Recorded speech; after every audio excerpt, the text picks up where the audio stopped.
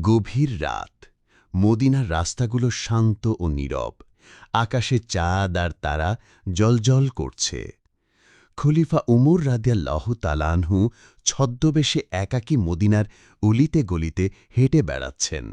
তিনি দেখতে চান তার রাজ্যের প্রজারা কেমন আছে, তাদের কোনো অভাব অভিযোগ আছে কিনা। তার চেহারায় রাজ্যের মানুষের জন্য গভীর চিন্তা ও দায়িত্বের ছাপ। হাঁটতে হাঁটতে খলিফা একটি তাঁবুর কাছ থেকে শিশুদের কান্নার আওয়াজ শুনতে পেলেন। তিনি থামলেন এবং কান্নার শব্দ অনুসরণ করে তাঁবুর কাছে গেলেন।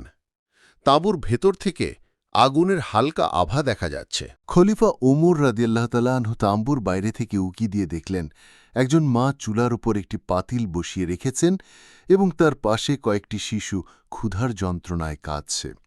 মা শিশুদের সান্ত্বনা দিয়ে বলছেন, বাবা একটু অপেক্ষা করো, এই তো খাবার তৈরি হয়ে যাচ্ছে।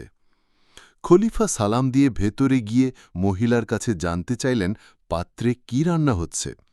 মহিলাটি দীর্ঘশ্বাস ফেলে জানালেন পাত্রে শুধু পানি আর কয়েকটি পাথর। তিনি শিশুদের সান্ত্বনা দেওয়ার জন্য এমনটা করছেন, যাতে তারা খাবারের আশায় ঘুমিয়ে পড়ে। এই কথা শুনে খলিফার হৃদয়ে ভেঙে গেল। তার চোখ দিয়ে পানি চলে এলো। তিনি তৎক্ষণাৎ সেখান থেকে রাষ্ট্রীয় কোষাগার বা বায়তুল মালের দিকে প্রায় দৌড়ে ছুটলেন।